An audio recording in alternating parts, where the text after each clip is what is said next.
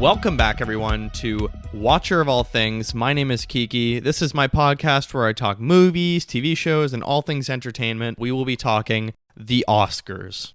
I hope you had a good week. I am once again coming to you from not my house or my parents' house. I am still house sitting for my brother while he is living it up in India with my future sister-in-law, and he's at his future sister-in-law's wedding, so I'm dog sitting with Reba. Reba, anything you want to say to the podcast? Radio silence. Okay, thank you, Reba, for that stunning input. Yeah, what can I say? It was a good week. I mean, it is Thursday, March 14th today, so it is Pi Day to all my math friends out there. And today we're going to be talking the Oscars, which were on Sunday night. But before we get into the Oscars, there's plenty of news to talk about. It's actually... Right now it's South by Southwest, so there's film screenings going on every day of stuff that's going to be coming out this summer. There's lots of new project updates, and after the Oscars, lots of news has come out about, what are all these artists going to be doing next in their career, specifically some of the big winners. What are their next, writing projects going to be? What's the next thing they're going to direct? What's their big next vision? What's Christopher Nolan going to do next? And we will start with him. Some news came out this week that his final payday from Oppenheimer was close to $100 million. Variety was reporting Nolan's final payday for the film, which traces the life of titular scientist J. Robert Oppenheimer and his role in creating the atomic bomb, is just south of $100 million. According to knowledgeable sources, that figure represents a combination of salary, back-end compensation, box office escalators, and a bonus for his twin Academy Awards, which we will discuss this episode. A representative for the filmmaker didn't respond to a request for the comment. So that's a hefty payday, $100 million. I mean, I am curious, what his salary was during the movie. Does he... Because, I don't know, some of his movies do make a lot of money, but some of them, like Tenet, made next to nothing. But, I mean, his movies generally do well, and he is a name that will draw people to the theater. So does he take a lower salary and just want part of the box office? Because some people do that. They're fine with, taking a lower salary while they're filming and while, production's happening. And then they say, okay, well, I want X percentage of, box office revenue and stuff like that. And also this Variety article talks about what's Nolan going to do next. So, they say now all eyes are on him, and there are rumors that he's going to do a remake of the mystery thriller The Prisoner, based on the 1960s TV series created by and starring Patrick McGoohan, which Nolan was attached to in 2009, but the sci-fi project vanished from Nolan's dance card that same year. Yeah, he's going to be coming back to something that he was possibly already attached to and working on. And it's looking like Warner Brothers and Universal are the two studios that he's most likely to work with next, but it's still unsure what's going to happen. I mean, he's worked with Universal for a long, long time, but he just did Oppenheimer with... he worked with Warner Brothers for a long, long time. He did the Dark Knight movies, he did Tenet with them. I think he did... Is Interstellar... Is that Warner Brothers? I think so. I'm pretty sure Inception is as well. I think after all of everything that happened with Tenet, he moved away from Warner Brothers. So we will see where he goes next, whether he stays at Universal or what he wants to do. I'm pretty sure there are these rumors that if he did come back to Warner Brothers, he would have basically a blank check for his next movie, that they would just be like, take as much as you want because we do not care. So that could be great for him, that he has an unlimited budget. I'm pretty sure Oppenheimer didn't have a ghastly budget. I'm pretty sure it's $100 million, which for a movie like that, I mean, it makes sense. It's mostly practical. It's not a lot of CG. And as big as the cast was, he did try to keep it. The stars weren't extraordinarily, out of this world massive, other than maybe Robert Downey Jr., but I think he was happy to do the film, maybe take a pay cut just to get his career up and running again after the MCU. But as I digress, we will see what happens with Christopher Nolan. And another piece of news: there was apparently going to be a Spider-Man The Great Web multiplayer game, which is basically the PlayStation Spider-Man games. They were going to create a multiplayer online game, and they had canceled it, but there was a trailer for it, and it leaked online this week. So I have a Forbes article here that said, in the wake of the Insomniac hack in December 2023, which some people may remember at the end of the year that Insomniac was hacked, and that was right around the Spider-Man 4 launch. We learned that the developer was working on a multiplayer Spider-Man game called Spider-Man The Great Web. Then A bit later, images surfaced online from the game. Now a full-on trailer makes the game look like a close to a finished product. And I watched the trailer, and it looks really good. It looks like a pretty much finished, like polished game. The trailer shows off co-op play that appears to be up to 5 players at a time, given that each Spider-Man games come with roughly 70 alternate suits. You can imagine it was not hard to find costumes for players multiplayer Spider-Man, but also Spider-Women this time, as we can see Spider-Gwen as a playable character in the trailer. There's also Spider-Man 2099, Ben Reilly, and what appears to be a playable Venom. So there's lots of great details coming out about that, and it's looking like it looks like it would have been a great game, but unfortunately they have canned it, and I'm not sure why. And it's unfortunate because it would have been fun to have a Spider-Man multiplayer online game where you can do like co-op missions together, basically. But they've canceled it, and it's unsure whether we'll ever see it in the future. One thing that wasn't canceled, as far as we know, but was only delayed, which made me fall to my knees in a Target this week in depression, was The Batman Part 2 is delayed a year to 2026. It was announced on Tuesday this week, I believe, and The Hollywood Reporter wrote, The Batman 2 is flying off to a new date. The film will now open October 2nd, 2026, a full year from its previous date. And it's said that this is apparently because of the writer's strike that the script isn't finished. I mean, I remember Jeffrey Wright was saying in some press that he hasn't even seen a script for The Batman Part 2. Neither has James Gunn. Like, nobody has seen an actual script for the movie, or if they've seen parts of it, they're all keeping it hush-hush. But, I mean, with 6 months of a strike? How long was the strike? With the longevity of the strike, it was impossible for them to, have a finished product, and you don't want to rush I don't think Matt Reeves wants to rush this project. It's going to be 4.5 years between the first one and the sequel, which I'm pretty sure The Dark Knight to Dark Knight Rises was 5 years.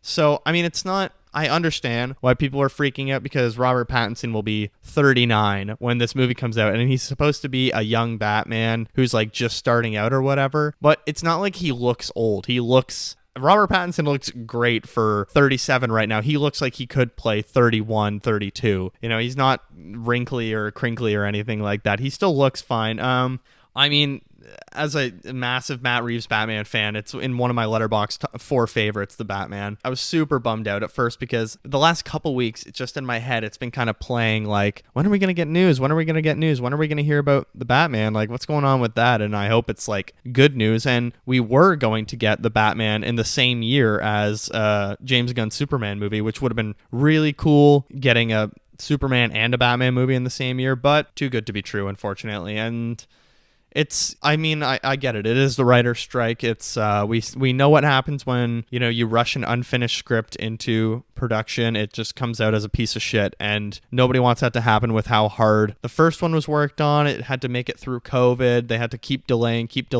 And when it did come out, it was, largely very, very positive reviews and reception. It made a bunch of money. I think it made like 700 million or 600 million, something really good, especially for still in a weird time theatrically. So I don't know. I've been kind of reading different like forums or opinion pieces this week about what people think is like, why is the script taking so long? And some people are theorizing that James Gunn's DC Batman movie, which is Batman the Brave and the Bold, which is a Batman and Robin movie, that they're actually going to can that and merge the Matt Reeves and James Gunn universe. So Robert Pattinson, they'll just give him a huge bag of money and be like, here, you just be DC's Batman because we want an older one now, and now he's turning 40, so it's kind of perfect already. He can be like, this guy that's been doing it for a few years and get a Robin, but I'm not sure whether that's true. I kind of wish it was, as much as I love the idea of like Matt Reeves' universe just being left alone as it is. It would be cool to just see Robert Pattinson come over and, Matt Reeves have the option if he wants to have other kind of heroes come through or whatever, but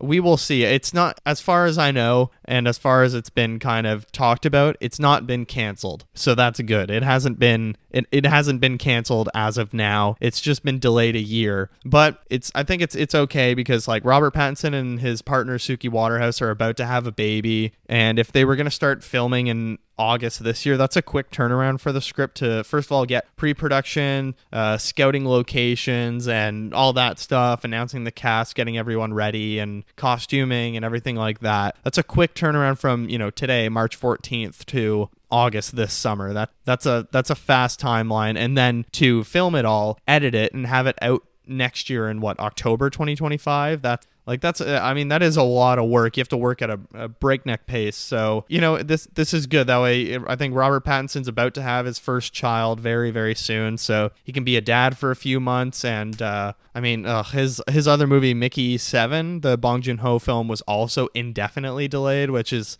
just depressing as hell. This has not been a good month for all the Robert Pattinson stans like myself. So we'll see what happens with that. I'm hoping that, maybe by, say, December, the script, obviously, actually, it will. It'll probably start filming, start of next year. But hopefully the script is done by, say, this summer or, early fall, and we get some news about, what the movie's going to kind of be like, or just casting news in general. We have no clue. We only know that like Robert Pattinson and Jeffrey Wright are returning. I think that's the only two I know for sure that are coming back. So it would be nice to get some news on a movie, especially for myself. Like, I have a favorite movie come out, which, like, how often do you let's just like go see a movie and you're immediately so attached to it? It would be nice for me to get some news about that, because it's such a bummer just waiting for a movie. Like, waiting for Dune Part 2 was so hard after the delays. Oh my God, I just stop torturing me. I had to go through like 4 years of COVID and delays, and now it's like we had a year of writer strikes, which was for a good reason. Of course, like, these people deserved the right amount of pay and protection in their industries, and to really reevaluate the space. So it is good.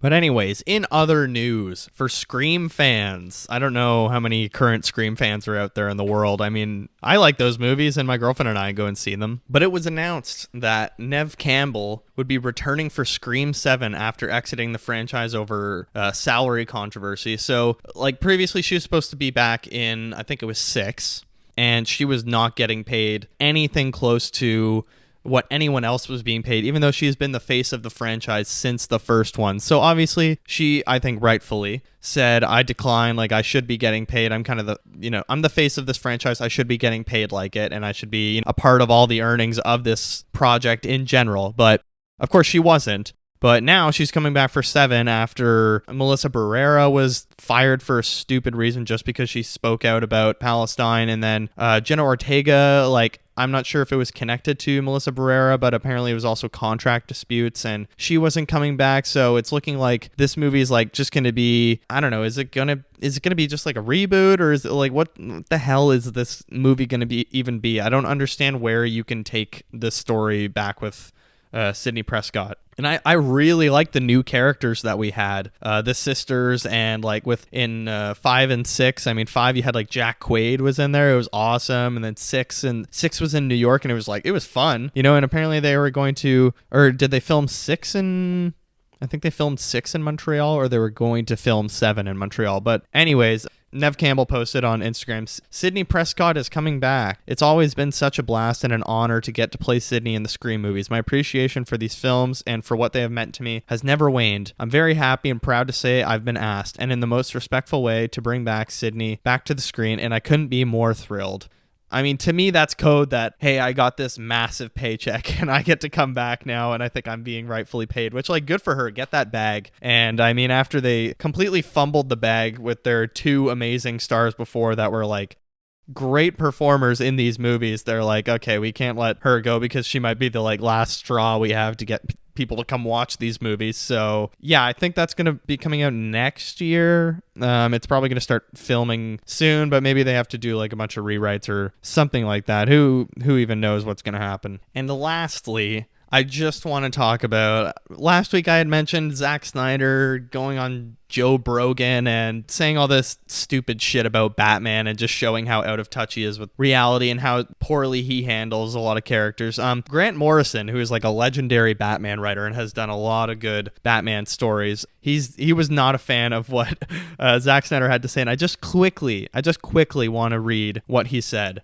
Because I think it really just speaks to the how a legend like him sees the true nature of Batman, how opposite and how just like correct it is compared to Zack Snyder's take on Batman, which I think is just so flawed. So Grant Morrison said that Batman puts himself in danger every night, but steadfastly refuses to murder is an essential element of the character's magnificent, horrendous, childlike psychosis. Grant Morrison, I think, has much more of a handle on the Batman character over Zack Snyder, who had him for, 3 movies, and is just I think that guy's an absolute fool. Seems like a lovely guy, but like, Jesus Christ, he makes terrible movies, and he just like has no touch with reality when it comes to like the characters that people want to see. And he's like, oh, you're so protective over your characters that I want to make it dark and adult. It's like, shut up, man.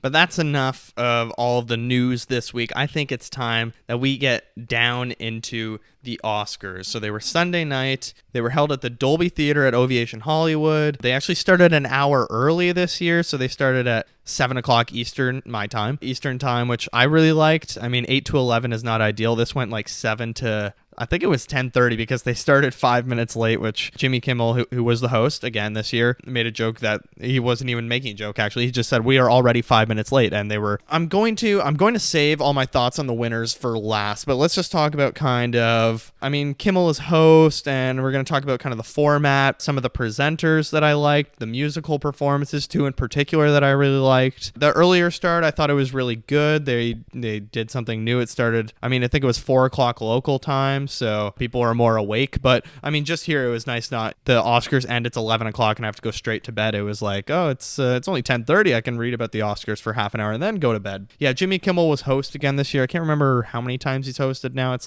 got to be, I don't know, 3 or 4, but I don't think he is very funny. I think he had a couple of good jokes, but on the whole, in general, I thought where he read the Trump tweet, that was a good bit. And the John Cena part where John Cena came out like naked and had an envelope over himself. Obviously, he was covered underneath, but it was just really funny because they were showing a clip of, what was it, the 70s when a streaker ran out on stage, and it was just, I think John Cena, I talked about him last week in the Ricky Stinicky episode. He just has great comedic chops. He is such a funny dude, and I don't know, there was a few good Kimmel bits, but for the most part, I think Kimmel has just like kind of maybe outstayed his welcome as a host. I think like he kind of just does the same things every year. And actually, he made a joke at one point. Oh, I think it was about Poor Things and Emma Stone. And there was a video on Twitter that I saw turn to, I think maybe her husband, and said like, ha ha ha, he's such a prick, and said that to her husband. And it was like so clearly on camera. And it's so obvious to see, like, you don't need to be an expert lip reader to see that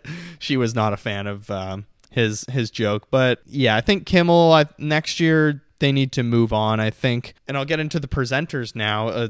I don't know, a few of them. One presenter in particular who many online saw as his presenting gig this year was literally an audition for hosting the Oscars next year, was John Mulaney, who I've talked about on this show before when he was hosting the Governor's Ball, where they had 3 awards to give out that day, or like special dedications, and he absolutely killed it that day. He was hilarious, and that was the day after the Golden Globes, where Joe Coy was like one of the worst hosts that I have seen in my lifetime for sure. And actually James Franco was the worst, but Joe Coy was terrible at the Golden Globes, even though he got the job 2 weeks before. But still, just seeing John Mulaney was such a breath of fresh air the day after Joe Coy, and he was making jokes.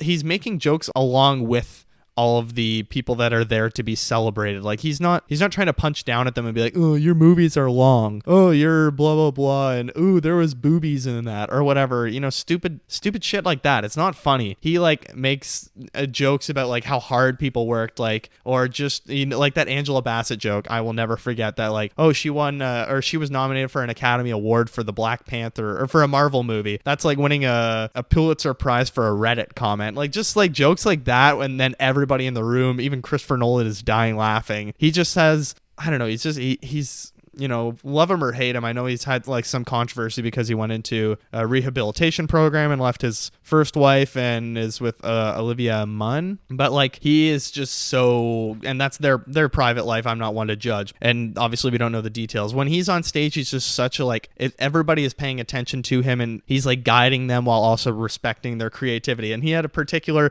he was presenting best sound design, I believe.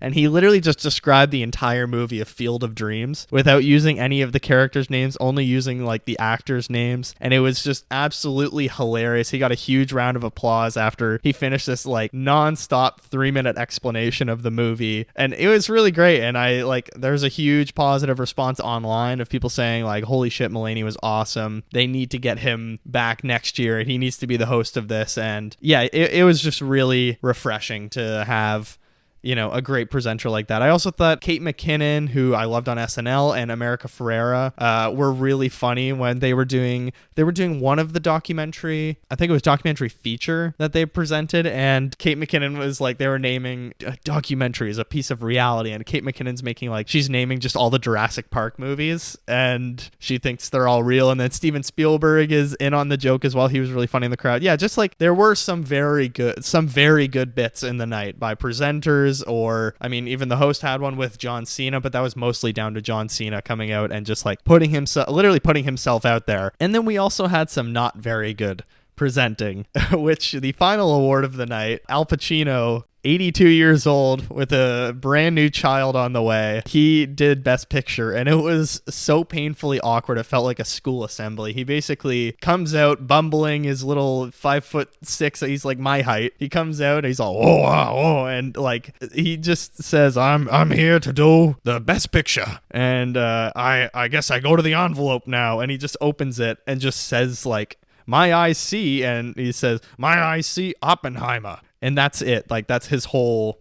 That was it. It was so awkward. And apparently the producers told him, because they had been going through... You know how during the award show, they go through all the songs that are nominated, and then they also go through, like, after every commercial break, they introduce one of the 10 Best Pictures that's awarded. So they said, this year, we're not going to reintroduce the nominees with clips. We're just going to show, well, you've heard about the Best Picture nominees all night. Let's just say the name now. And it was so awkward. Like, he said it. Nobody clapped for a good second or half second. The band, like, reluctantly played...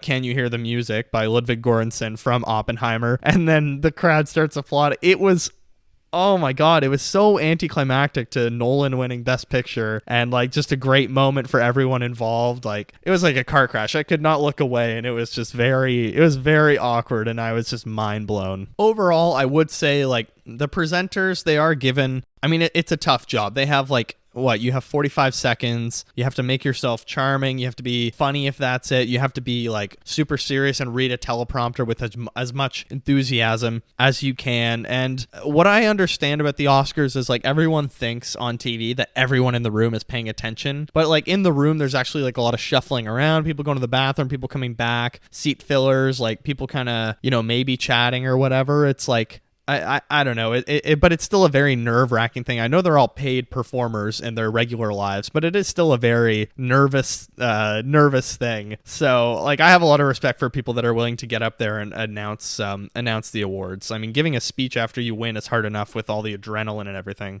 So overall, I think presenters were very good this year. Let's move on to the musical performances. For the most part, didn't really care. I mean, the Flaming Hot Cheeto song, what the hell was that? Why was this nominated? On the other end, there were two performances that I really like. I'll start with Billie Eilish with What Was I Made For? I like Billie Eilish. I'm totally, I like her songs. I think she has one of the best Bond songs. No Time to Die was awesome. But I'm like so sick of What Was I Made For, that song, just because of TikTok and social media using it for absolutely every video for the last, 6 months, 8 months or whatever. Having said all that, the live performance was actually really breathtaking. It was really good. I at first I was like, oh god, I don't want to listen to this. And then she started and I was like, oh, this is really beautiful live. And she's, super passionate when she's up there. Her brother Phineas is a great piano player, of course, and he's a great producer. I love that. I'm like, they were good. They're professional. She just won her second Oscar. Like, of course they're good. But anyways, I had a lot of respect for their performance. It was really great to see. And another even better performance in my eyes that blew the damn roof off the place was Ryan Gosling, I'm Just Ken. If you haven't seen it because you weren't watching, go find the clip, because that's maybe the most excitement I've seen in the room of the Oscars, maybe other than like the Ellen selfie or whatever. That's the most like it was like a rock concert. Everyone was so into it. There was a video of Francesca Scorsese posted a video of her dad on TikTok, Marty Scorsese, and he was smiling and laughing. Like, just everyone in the crowd looked like they were having a blast, and he got a huge round of applause. It was really great. He started in the crowd sitting behind Margot Robbie with a cowboy hat like down on his face so no one could like, and I've seen a video of him entering the room and people are just like giggling, and it was really great. You see like Lily Gladstone sitting across the aisle and just immediately giggling into her hands, and it was awesome to see. He's actually, I mean, he's not a bad singer either. As far as I know, I'm pretty sure he's in a band and has been in a band, but he just blew it. He just blew the roof off the place. It was like the last hurrah as Ken, I guess. So he was like, if this is the last time I get to pull out my Kenergy, although it will be with us all forever. If this is the last time I get to show my Kenergy, I'm gonna put it all out there. I'm gonna leave it all on the field, 110%. And I don't know. Some people were saying that he requested that Emma Stone, Greta Gerwig, Margot Robbie, and America Ferrera all be in the front. And he's like, oh, I need my girls, because at one point he like puts the mic to all of them and they sing some of the lyrics, and it was just great. It looked like so much fun, and like it just felt like a really great point in the show where we had some very serious moments that definitely I was emotional for a couple of speeches in particular that I'll get to, but this was just like such a wholesome culmination of the year that we've had in cinema, of everyone kind of getting in touch with their Kenergy, and that I feel like those 3 or 4 minutes of I'm Just Ken was just, it just felt like a great light show to celebrate not only the amazing achievements of like Barbie this year made I said last week it made like 1.2 billion. It actually made 1.4 billion, which is just crazy how much money it made. And it like everyone went to the theaters wearing pink. It was snubbed for a couple categories, which I don't know. I think were undeserved. I think they should have got a nomination, Greta Gerwig and Margot Robbie. But like this just felt like a really great celebration of not only the achievements of Barbie, but also just of cinema in general in 2023. So yeah, I'm Just Ken. Friggin' awesome. Absolutely loved it. It was maybe the hardest I've laughed watching the Oscars in a long time. Okay, I've said enough about, I've walked on eggshells around the winners of the night, other than, of course, Oppenheimer won Best Picture. But I'm going to go through all the categories, kind of give my thoughts on each. There will be some that I have no opinion on, just because some of these categories, like, foreign the foreign documentaries and stuff like that, it's just straight up hard to get access to them if you don't have every single streaming service in the world, or you don't want to pirate them. So of course I didn't see some of them, but maybe if I remember the speech, I'll talk about that. You'll understand. So I'm going to save Best Picture and the performer categories for last, but I'm going to start with writing original screenplay. So the nominees were Anatomy of a Fall, Holdovers, Maestro, May December, Past Lives. And the day before the Oscars, this was an extremely controversial category, particularly the Holdovers, because one of the writers of Paddington 2 started screaming plagiarism, saying, oh, the Holdovers is a complete ripoff, like scene for scene, it's identical to a movie I had written and Alexander Payne had looked at. Like, oh, there's so many similarities. And I think they are not even close. Like, there is minuscule similarities. Oh, there just happens to be an older mentor and a student or a young person. That's it. That's as far as it really goes. Like the writer of Paddington tried to do a bunch of like side-by-side comparison things, and in my opinion, it's all bullshit. Like, this is just him, I don't know what he's trying to do. But anyways, Anatomy of the Fall was the winner. Screenplay by Justin Triet and Arthur Harari. I think it was really deserving. I really loved Anatomy of a Fall. I think if Oppenheimer wasn't to win Best Picture, for me, it would have been maybe Anatomy of a Fall. Like, this isn't who I wish would have won. This is who I think would have won. If it wasn't Oppenheimer, I think it probably would have been Anatomy of a Fall, just because it's so beautifully written, and I haven't seen an argument scene like that in a long time in that movie. If you haven't seen it yet, it's on Amazon Prime right now in Canada. I highly recommend you watch it. It's such a good relationship courtroom movie, and it pulls you in, and it's so remarkable. Every award that it won tonight, it totally deserved in my eyes. And then we had adapted screenplay: American Fiction, Barbie, Oppenheimer, Poor Things, and Zone of Interest. All those movies phenomenal. American Fiction won, which I was actually, at the start of the night, I was 4 for 4 with my predictions, and then adapted screenplay came up and American Fiction won, which I watched last Sunday and I really enjoyed it. I think it is very uneven and tonally a bit of a mess, but it's a really just like, I don't know, kind of funny movie to watch, but it also has a really great message behind it. Yeah, a really interesting story, and it's adapted from a book, pardon me. And American Fiction 1, which I was very surprised by. Cord Jefferson, who wrote it, and he was the director, I believe. He gave a really great speech. It was a good, passionate speech. He said, like, why make one $200 million movie when you can make four $50 million movies? You can make $4 million, stuff like that. And it was just cool. It got a huge round of applause, like, invest in smaller films, and it was just a great message behind his speech. So yeah, I don't know, adapted screenplay, I was surprised, to be honest, it was American Fiction. I don't really know what I was thinking. I thought maybe Zone of Interest or Oppenheimer would get it, just because they're both very, I don't know, they're very, especially the style of the screenplay that Christopher Nolan wrote. The script is all from the screenplay was all from the first person point of view of Robert Oppenheimer. But I mean, Barbie being an adapted screenplay is such a stretch. Like, that's really unfair to them. I think that was an original screenplay, and it should have qualified for that, because like, yeah, there's Barbie movies, but they were all animated movies for young children. And that's not to say all animation is for children. I'm literally saying those movies were for kids. It is Barbie movies that were like made for television. It said adapted from Mattel on the Oscars, and I just rolled my eyes. I was like, shut up. Like, Greta Gerwig and Noah Baumbach were not adapting shit. They were taking known characters and making a completely original story about Barbie. So I think that was completely unfair. But anyways, American Fiction won Best Adapted Screenplay. Visual effects, which was a stacked category this year. Like, holy shit. Godzilla -1, The Creator, Guardians of the Galaxy, Mission Impossible Dead Reckoning Part 1, and Napoleon. Napoleon's the only one I didn't see of that, just because I couldn't bring myself to watch it. I was like, oh, I'll get to it. It was like Maestro. I never got to it. But I really enjoy when they show the clips of the work that they're doing, visual effects wise, and it's just really cool to see all the layers that they're adding. Especially, I don't know, Mission Impossible, they showed the train sequence where Ethan and Haley Atwell's character, whose name I cannot remember right now, are hanging like off of all the seats of the train.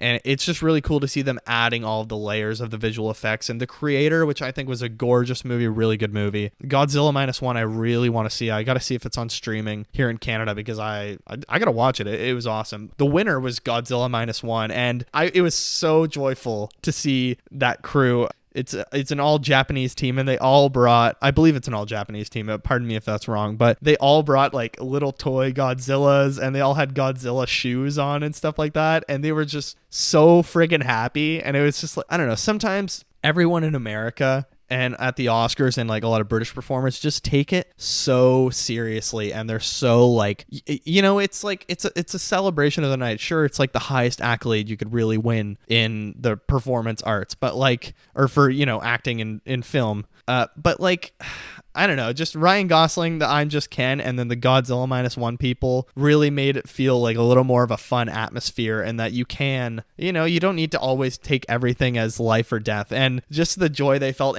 And props to Takashi Yamazaki. He was giving the speech.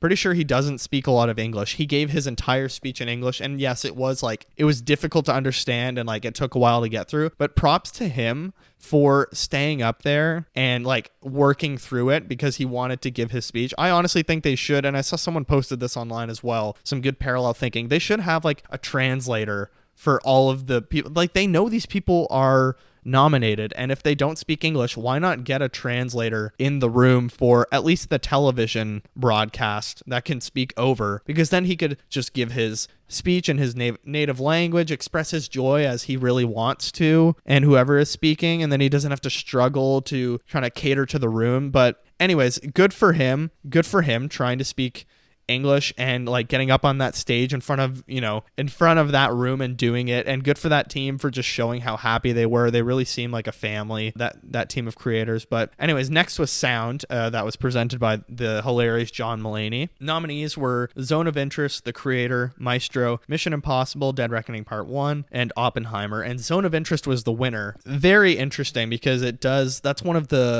I think that's one of the most deserving winners of the last few years.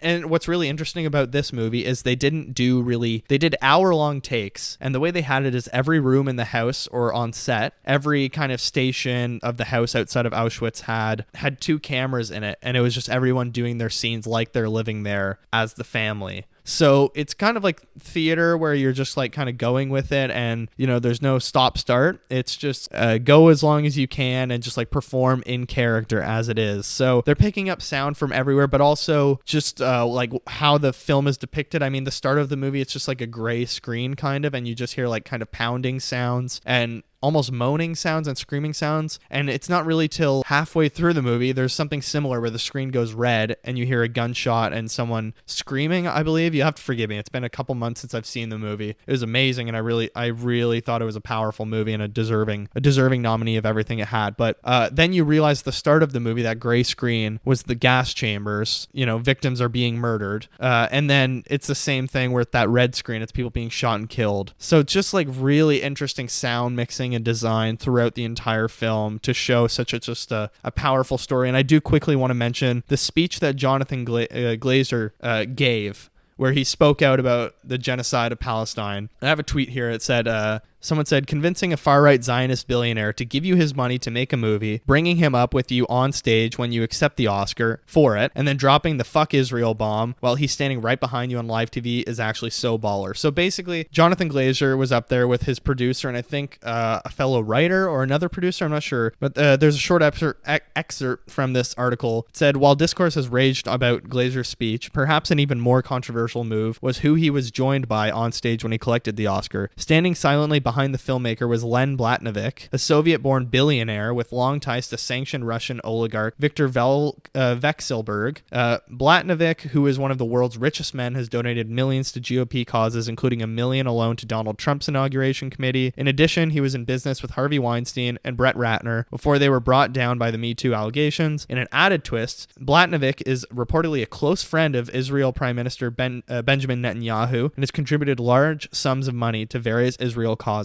A spokesman for Blatnovich, who is listed as an executive producer on the A24 film, says Mr. Blatnovich is extremely proud of the zone of interest and the acclaim it has received. His long-standing support of Israel was unwavering. So if you haven't seen it, you should go watch the Jonathan Glazer speech. It is one of the two most powerful speeches of the night, that both of them really held my attention. First of all, you can see Jonathan Glazer, his hands are shaking. You can tell, I mean, not only is he probably going to be very nervous from the room that he's standing in, that's natural, anybody would be nervous in that room, but he has someone that's extremely pro-Israel behind him, standing on stage with him about a Holocaust film, and basically says, men refuting their Jewishness and using the Holocaust as motivation for another genocide. And you can tell how nervous he is, because this could be his career in the can. If he says this, like, this A24 producer could, end his career, very likely. So I just thought it was one of the gutsiest things I have seen at the Oscars. That was crazy what he did. Extreme hats off to him. I was very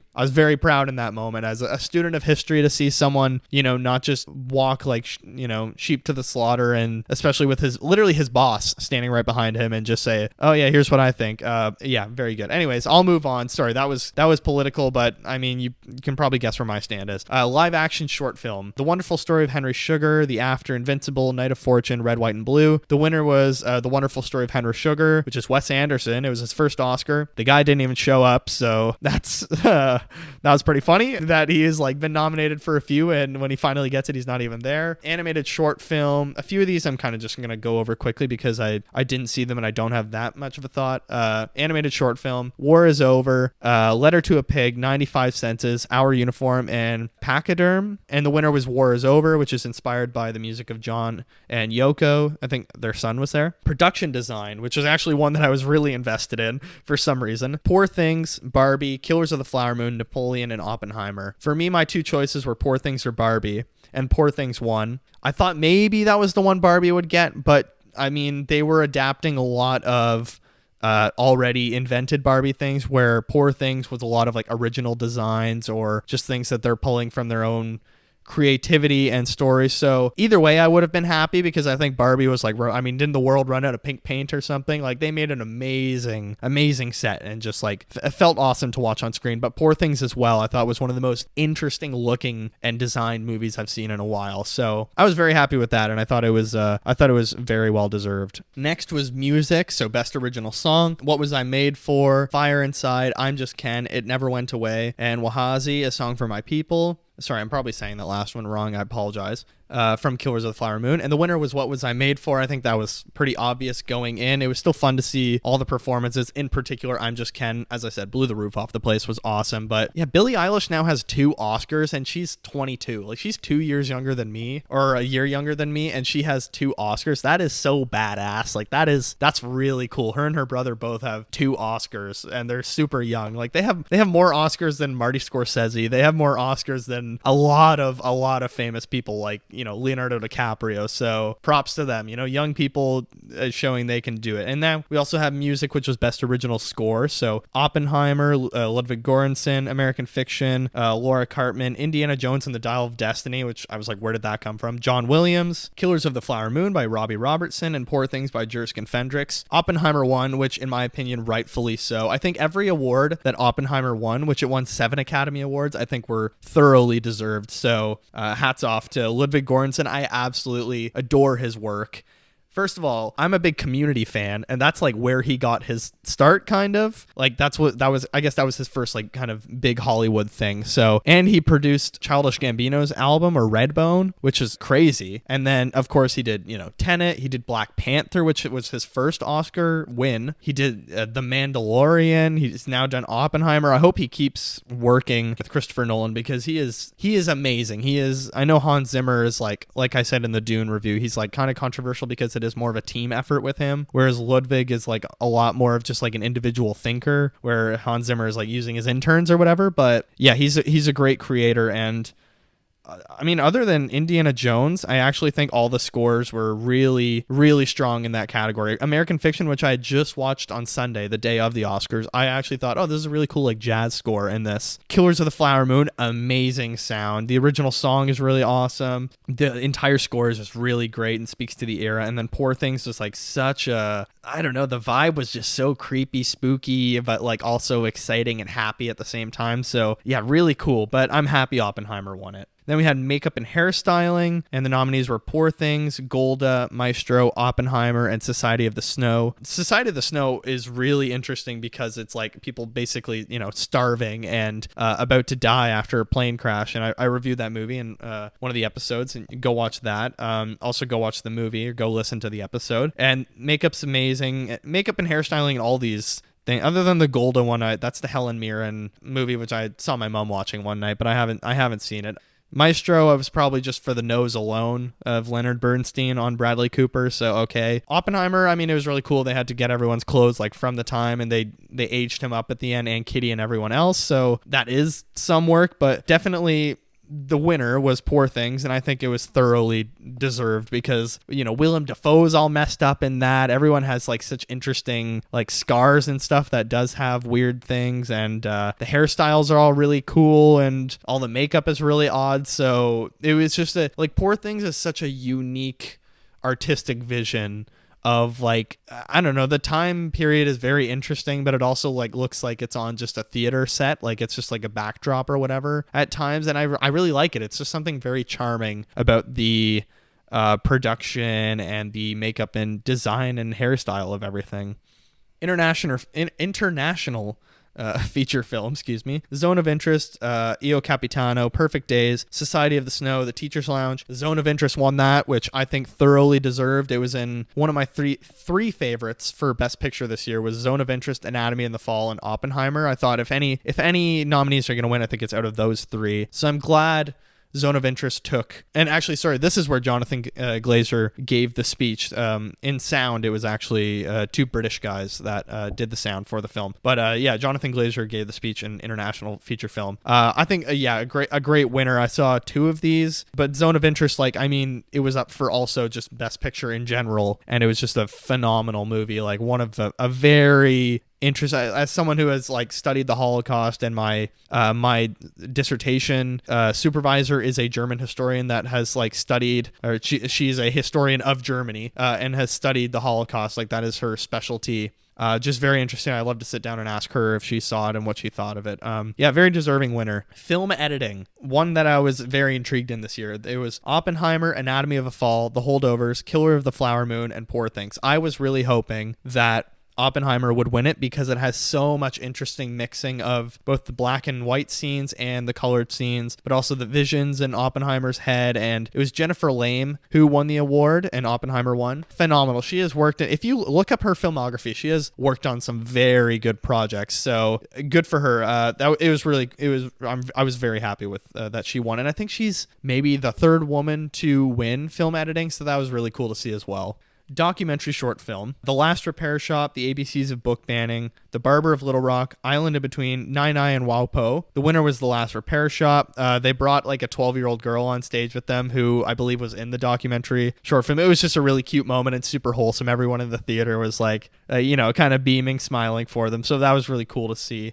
Documentary feature film: 20 Days in Mariupol, Bobby Wine, the People's President, The Eternal Memory, Four Daughters, To Kill a Tiger. 20 Days in Mariupol won, which I am dying to see. And this was another speech that really moved me. First of all, it was the first Ukrainian win of an Oscar, which is really cool to see. I'm going to try and pronounce the guy's name that gave the speech. Mstislav Chernov. He gave the speech, and it was such a moving moment. I was absolutely glued to my TV, and like my jaw dropped and my breath was like stuck. I couldn't breathe just listening to him talk about the invasion of Ukraine by Russia and all the, just all the criminal bullshit that's going on. And he's like warning everyone that like this film will be a piece of history and people will know, film is history and history is film. People will know with this film what really happened about this illegal invasion of Ukraine. And it was an amazing speech. I was crying. I was full on crying during the speech, during this one and the Jonathan Glazer one as well. I was very emotional during that, but also just during this one's 20 Days in Mariupol, I was full on shedding tears because it was an amazing speech. So kudos to him English is not his first language. He's Ukrainian, but he gave such a moving speech and I really loved it. Directing. The nominees were Christopher Nolan for Oppenheimer, Justin Triet for Anatomy of a Fall, Marty Scorsese, Killers of the Flower Moon, Yorgos Lanthimos for Poor Things, Zone of Interest, Jonathan Glazer. Christopher Nolan won for Oppenheimer, which I was very happy with. He was my pick. This was, of course, the category that Greta Gerwig was snubbed for, but it is tough to see who would you swap out because all of those movies are really great. I mean, so is Barbie is very good. I don't think it's as strong as any of these movies, but it is tough because Greta Gerwig just had a lot of like variety of things to film, but that's not to take away from Christopher Nolan's success. I think Oppenheimer was a fantastically directed film. There's so much happening in every scene. There's so much energy and it's like such great dialogue and everything, all the camera movements and yeah, just I feel like masterpiece, that word does get used too much. But that, like, Dune Part 2 for Denis Villeneuve, that's a masterpiece for me. And Oppenheimer for Christopher Nolan. I believe those two movies are like their masterpieces of what they've been working towards in their careers. Costume design. We had Poor Things, Barbie, Killers of the Flower Moon, Napoleon, and Oppenheimer. For me, this had to go between Barbie and Poor Things. And Poor Things won, which I was very happy about. Barbie, I guess it was just a lot of, like, previous Barbie sets that had come out since, the 1960s or whatever, and they just made them and put them on the Barbies, all the performers in real life. Whereas Poor Things was a lot of original clothing that all looked really cool and like really all of Bella's clothes were very interesting and like pieces. So that was a great win as well for me, Poor Things. And then cinematography was a big category that I was looking forward to as well. It was Oppenheimer, El Conde, Killers of the Flower Moon, Maestro, and Poor Things. Well, I had a bit of a voice crack there when I said Oppenheimer. That's embarrassing because I'm almost 24 and I should stop having voice cracks. But anyways, it was Hoyt van Hoytema that won for Oppenheimer. Fully deserved for me. If it wasn't going to be that, I think it should have been Poor Things. But Oppenheimer was a gorgeous movie. Hoyt van Hoytema is so good at what he does. Like, Jesus Christ, he is phenomenal. Yeah, a very earned win for me. Animated feature film. This was a big one that people were looking forward to. Was it going to be The Boy and the Heron? Was it going to be Spider-Man? What's going to get it? So the nominees were Boy and the Heron, Elemental, Nimona, Robot Dreams, Spider-Man Across the Spider-Verse, and The Boy and the Heron won. I think it was a good movie. It was very gorgeously crafted. I think it's a very interesting movie to look at. I think the third act kind of falls apart for me. It just feels very rushed and like it just abruptly ends. For me, it would have maybe said Spider-Man Across the Spider-Verse, but as well, that felt, because it was a part one of two movies kind of, it did feel also very abrupt, the ending, but it was still an amazing movie overall. So I don't know. I think The Boy and the Heron, very cool. Miyazaki didn't even show up to get his award, of course. He was just like, nah, I'm good. So good for him. And now we are going to get into the big hitting roles. So we're going to start with actress in a supporting role. The nominees were Divine Joy Randolph, Emily Blunt, Danielle Brooks, America Ferrera, and Jodie Foster. My prediction was Divine Joy Randolph was going to get it, and she did. Deserved. She gave a good speech. It was nice and tight, quick off stage, and that's the first award of the night. So, you're the first speech of the night. You got to set a tone. But yeah, I'm really happy. She was great in the holdovers. I think she was the most deserving of everyone I saw in this category. She had been sweeping award season. So it's really great that she took that home. I think she's, every interview that I've seen with her, she just comes across as so kind. So next was actress in a leading role. This was a very widely debated topic of who's going to win this one, who's deserving. The nominees were Emma Stone, Annette Bening, Lily Gladstone, Sandra Huller, and Carey Mulligan. I didn't know until that envelope was opened. Is it going to be Lily Gladstone or Emma Stone? And Emma Stone won it. I was very surprised. I thought Lily Gladstone would get it.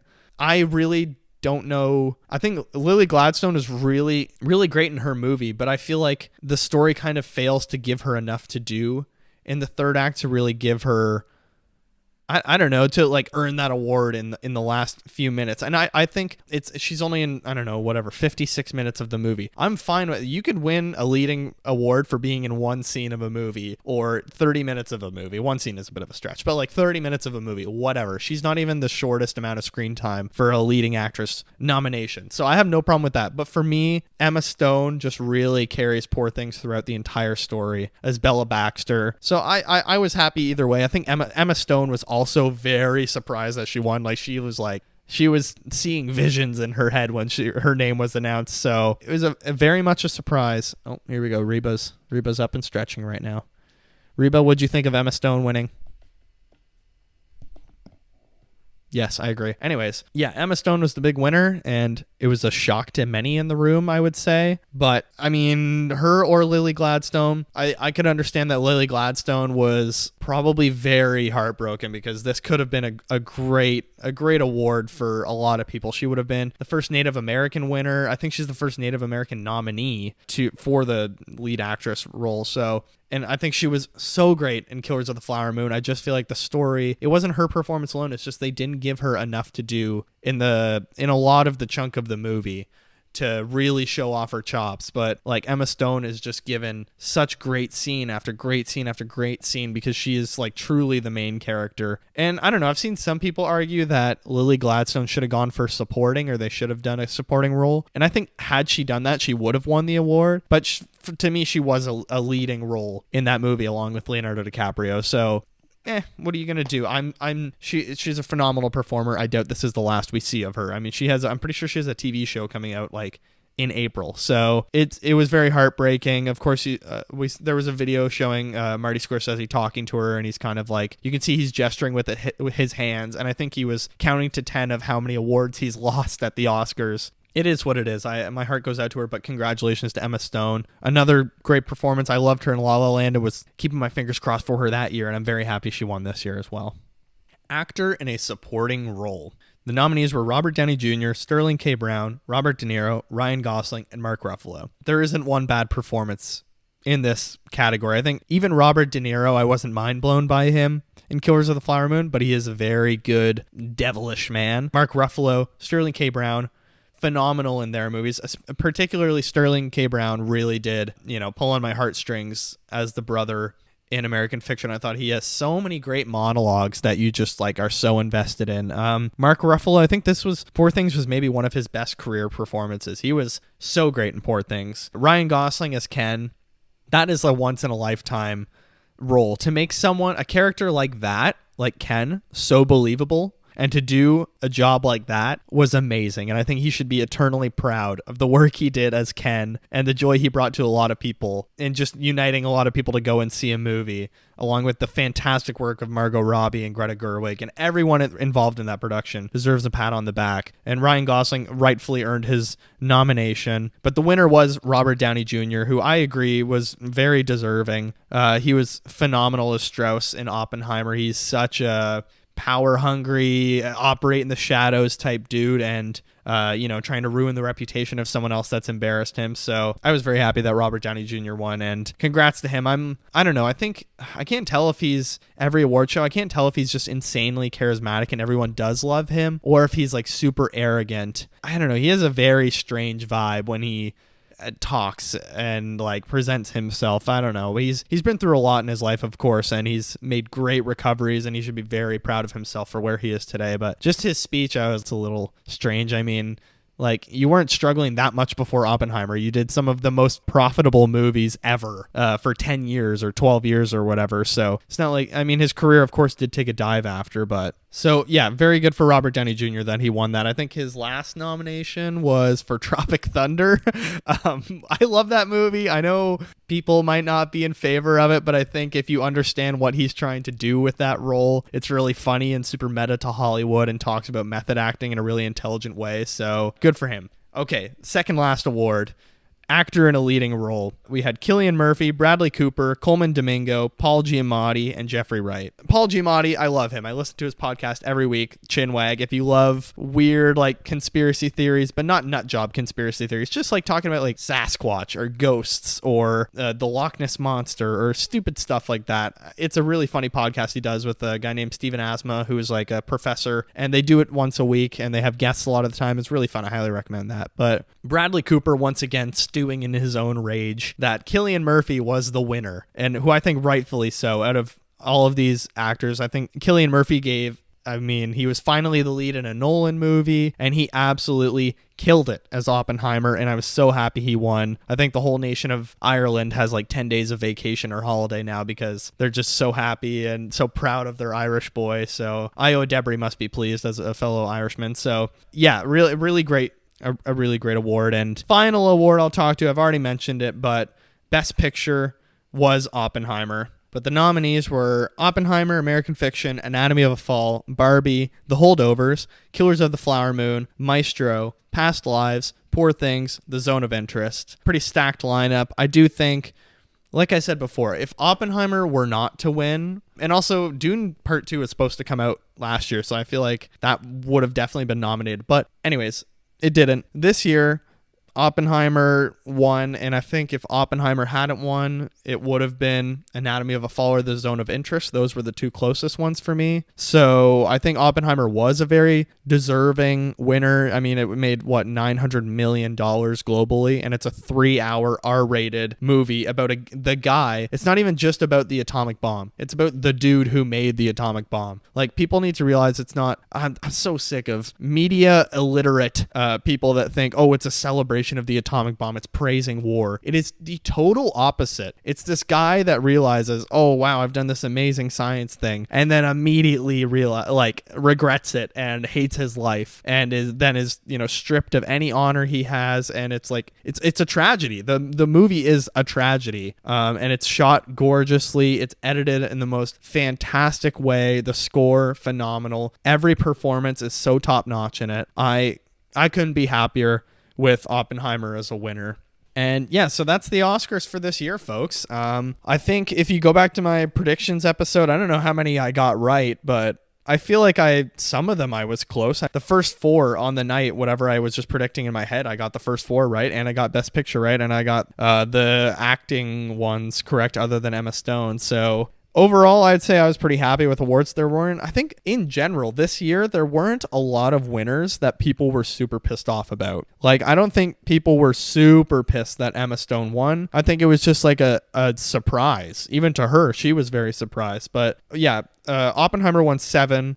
Poor Things won, I think, 4 or 3. So those two were dominating. It was a pretty great year for movies in general. I'm very happy with everything we got. I'm just looking at the time. This is probably going to be my longest episode yet, but there was a lot to recap. Just quickly, what did I watch this week? Shogun episode 4 came out on Tuesday. I hope you watched or listened to the review of episode 1, and I persuaded you to check it out because it is really great. And I think episode 4 was another fantastic episode. Curb Your Enthusiasm last Sunday was pretty good.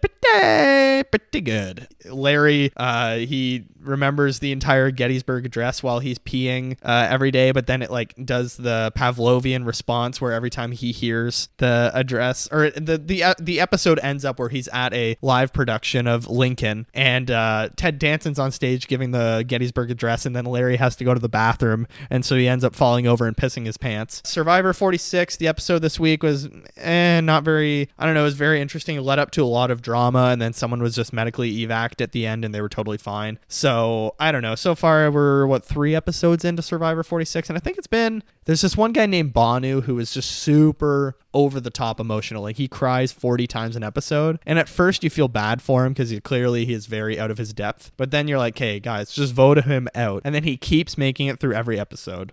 So Survivor, you got to keep winning me over. Invincible is back. On Wednesday, March 13th, it returned. So I will be watching episode 1 right after I record this podcast. But I think everybody, that does it. Again, I want to thank everyone for the awesome support that I'm getting. I've gotten so many messages. I mean, my parents alone, but outside of my family, I've had so many people say, oh, hey, I listened to your podcast and it's really great. Like, you have such a, just really, really nice compliments. It's super appreciative. I mean, it's just something I'm doing for fun, and I'm so lucky I get to just like do this in my spare time when I'm not working or whatever. This is something I just do as a hobby, and I really appreciate all the amazing comments I'm getting from people to me. Why not help promote the show by rating and reviewing it on Spotify, Apple, Amazon Music, Acast, or wherever you get your podcasts from streaming platforms? Give it a 5-star review and a great review. It really does help promote the show. Why not, if you're listening on YouTube where this is available, like, subscribe, and why don't you leave a comment? What did you think of the Oscars this year? Was there any categories that you were disappointed of? What did you think of? There was a new format this year where they had the five previous winners of all the acting categories presented, all the nominees, and I don't know, I wasn't a big fan of it, but what did you think of it? You can also email the show at watcherofallthings@gmail.com. Why not write me an email? What do you want me to talk about? Is there, do you have an idea for the show of what one episode should be about? Or do you have a bone to pick with me about a previous episode? I don't want to just hear the compliments over email, send me a complaint. Let's argue it out. Why not follow me on Letterboxd at KikiJ70? That is KIKIJ70 at Letterboxd. I'll follow you back. We can see each other's reviews of movies. Next week, we have 2 new releases. We have Love Lies Bleeding, the new Kristen Stewart film, and Roadhouse with Jake Gyllenhaal and the coked up Conor McGregor. So yeah, should be a great week next week. I hope you all have a wonderful week. I know you are maybe listening to this on the Monday when it comes out. I hope you have the best week, and I will see you in the next one. Thanks for listening.